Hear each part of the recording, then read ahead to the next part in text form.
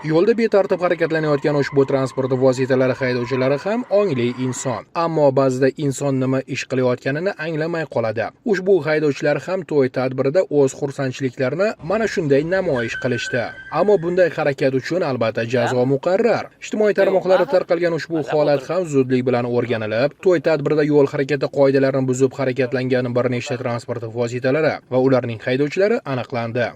O'rtamiz to'yda guruh bo'lib kortejda yurdik, qilgan ishimizdan pushaymonmiz, qaytarilmaydi. Ushbu holatda ishtirok etgan haydovchilarning ba'zilari harakatlari jinoyat ishlari bo'yicha Qo'shtepa tumani sudida ko'rib chiqildi. Ushbu haydovchilar yo'l bezorligi, ya'ni transport vositalari haydovchilarini boshqa transport vositalarining harakatiga qasddan to'sqinlik qilishi, harakatlanish burchagini va tezligini saqlagan holda transport vositasini sababsiz sirpantirishi, ya'ni drift qilganligi, o'z yo'nalishida harakatlanish bo'lagini sababsiz keskin ravishda 3 va undan ortiq marta uzluksiz o'zgartirganligi uchun sud tomonidan tegishli jazo tayinlandi.